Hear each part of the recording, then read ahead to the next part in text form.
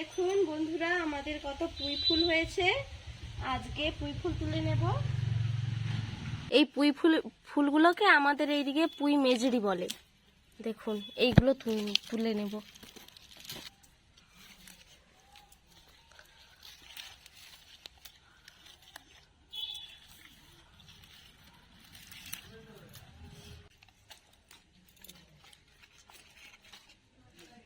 নমস্কার বন্ধুরা, ভোগশালী with village কুকিংয়ে আপনাদের সবাইকে স্বাগত জানাই।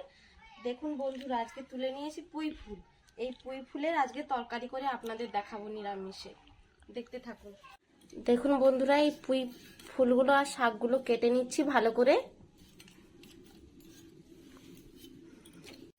এই পুঁই ফুলে একটা আলু দিয়ে দিচ্ছি। আলুটাকে ছোট ছোট করে কেটে নেব।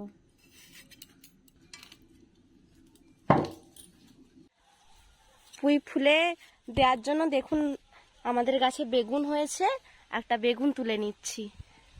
দেখুন বন্ধুরা, বেগুনগুলো কত সুন্দর। বেগুনটা কেটে নিয়েছি, এবার ধুয়ে নেব।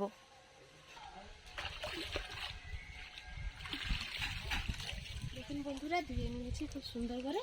পুঁই মেটলি বা পেটুলি যাই বলুন, তাকে করার জন্য নিয়ে নিয়েছি আদা, সর্ষে, পাঁচফোড়ন, হলুদ, নুন, কাঁচা লঙ্কা, শুকনো লঙ্কা। সর্ষে আর আদাটা বেটে নেব। আদা,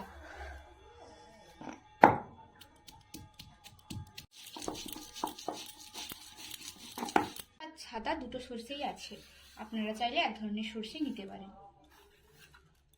দিয়ে দিচ্ছি সাদা তেল, আপনারা সর্ষের তেলও দিতে পারেন। তেলটা গরম হোক। দিয়ে দিচ্ছি দুটো শুকনো লঙ্কা, কাঁচা লঙ্কা।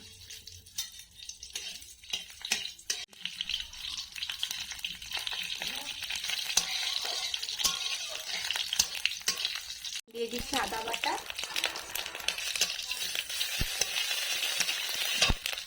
পরিমাণ মতো হলুদ,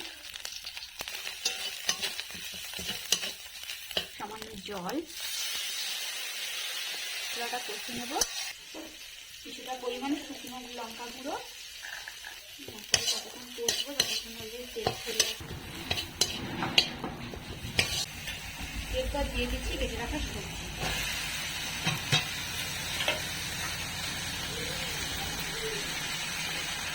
সামান্য নুন। সবজির সঙ্গে মশলাটা ভালো করে মিশিয়ে নেব।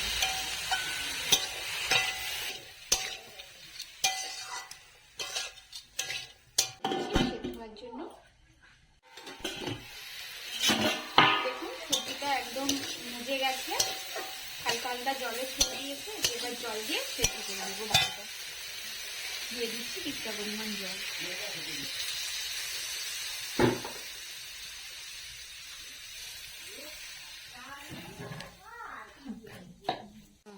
দেখুন বন্ধুরা, জল ফুটে গেছে।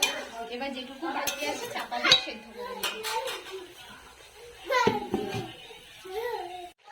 দেখুন বন্ধুরা, এবার জিরে বাটা আর সর্ষে বাটা দিয়ে দিচ্ছি।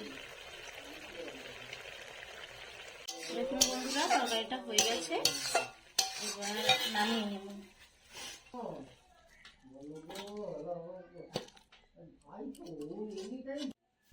দেখুন বন্ধুরা, নিরামিষে এই তরকারিটা কত সুন্দর হয়েছে। আপনাদেরকে তো দেখিয়েছি কিভাবে রান্না করতে হবে। আপনারা এইভাবে একবার বানিয়ে দেখবেন আর আমাদের চ্যানেলটাকে সাবস্ক্রাইব করে দেবেন। নমস্কার। দেখুন বন্ধুরা, মাকে আমি তরকারি খেতে দিয়েছি। মা এবার বলবে খেয়ে যে কেমন হয়েছে। কেমন হয়েছে মা? ভালো ভালো, খুব সুন্দর। দেখুন বন্ধুরা, মা খেয়ে বলছে খুব সুন্দর হয়েছে। তাহলে আপনারা একবার বানাবেন এইভাবে।